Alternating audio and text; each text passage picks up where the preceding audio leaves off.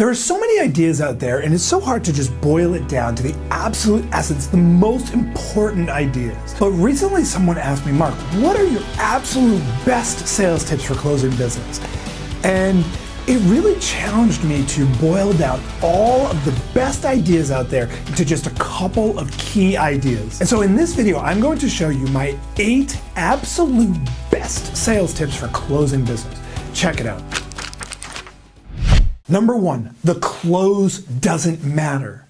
We spend so much time thinking about how am I going to close this sale? But actually, if you use an effective systematic approach, the close is the least important thing. I once had a mentor who used to say, Mark, if you start a sale strong, it ends strong naturally. Start strong, end strong. So be stronger up front, asking better questions, being more effective, using the tips that I'm about to share with you, so that way the close ultimately doesn't matter. The close is a natural outcome of the conversation that you have had. Don't worry about the close, worry about what's setting up that close. Number 2, have a systematic approach for asking questions. There is way too much haphazard selling going on out there. Right now, I see it all the time. Most salespeople are just asking questions or doing whatever's coming to their mind at that moment. Yet the best salespeople have a systematic approach for asking questions of their prospect.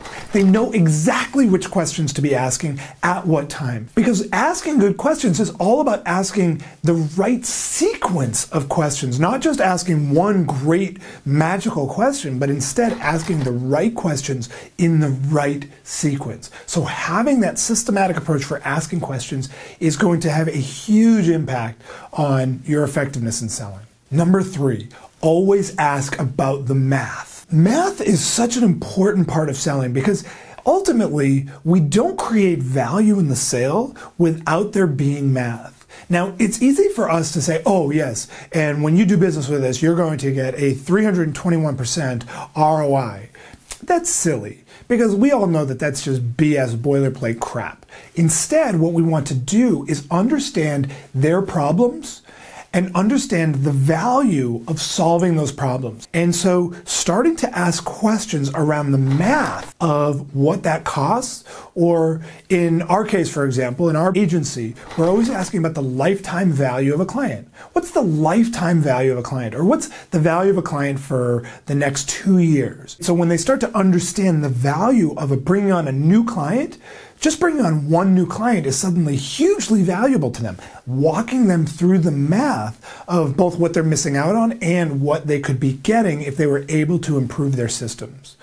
So key. Number 4, value must come from them, not you. This is an area where I think a lot of salespeople miss the boat. They want to talk about numbers, but they are the ones that are bringing the numbers to the table. They're talking about the value, as opposed to letting the prospect create the value themselves.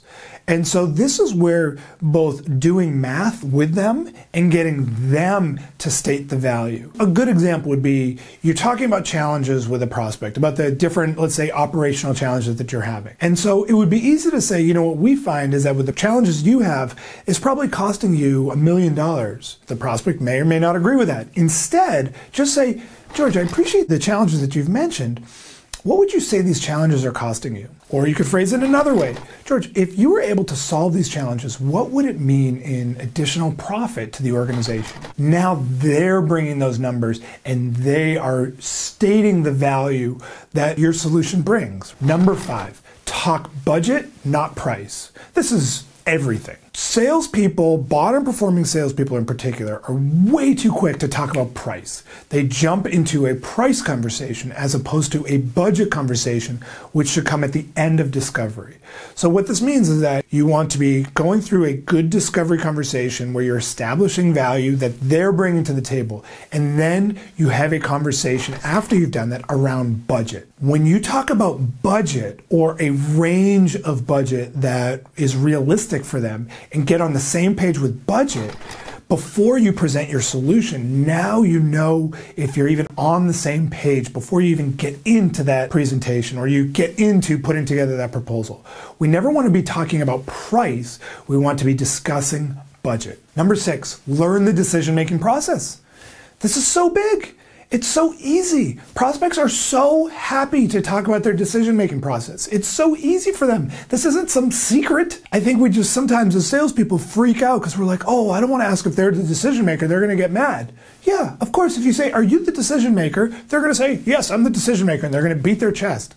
But if you say, hey, Lauren, can you tell me a little bit about your decision-making process for this kind of a project? They're going to be happy to answer that question. George, would you mind just giving me some insight into your decision-making process? They're happy to give that information. And now you know what you're getting into. You are going to find out the who, you're going to find out what that process looks like, and you can find out the when, right? You can get a sense of how long is this going to take. Have a thorough conversation around their decision-making process. So that way there are no surprises after you give that presentation. And by the way, you may find out that there are other people you need to include in this conversation before you really give that whole presentation. Learn that decision-making process. Number 7, get constant feedback. It's so important that particularly once we're in the presentation phase of a sale, that we are constantly getting feedback from the prospect, making sure that we're all on the same page, that they're nodding their head or they're like, yeah, that makes sense. Or if they're like, no, actually, this doesn't make sense, what you just said, now you can audible, you can adjust. What you want to be doing is when you're giving a presentation, or if you're just making a statement or you're sharing a bunch of ideas with them, after you do that, you just want to do something simple like, does that make sense? Or based on what I just told you, are we still on the same page? And now they're going to say yes or no. And you want to know either way. So you can either adjust or you're now getting them to the point where they're saying yes, yes, yes, yes, yes. So that way by the time you get to the sale, now they're already on the same page. So effective. And the data consistently supports this strategy. Number 8, always have a clear and scheduled next step. I feel like I'm talking about a lot of the same ideas lately, but it's so important. Don't get mad at me. Don't write in the comments that, oh, you've been talking about clear and scheduled next step a lot. Only do that if you have been scheduling clear and scheduled next steps every single time using that calendar invite and you are just a master of next steps. Because I see so few people who are great at scheduling next steps with prospects. I don't know why, but there is so much pressure apparently to just say, oh, can I follow up with you next week? That's weak. Instead, say, hey, Gary, do you have your calendar in front of you? Which they always do because it's on their phone. And say, okay, great. Could we just take a look at the calendar and just make sure so we can avoid that back and forth? We can just schedule maybe even 15 minutes just to check in and make sure we're still on the same page, blah, blah, blah. I don't care. Schedule that clear next step. So there are my 8 absolute best sales tips for closing business. And if you enjoyed this video, then I have an awesome free training on the data-driven approach to help you crush your sales goals. Just click right here to get registered instantly. Seriously, just click right here. This is an in-depth training that will help you close more sales at higher prices, all while generating more meetings.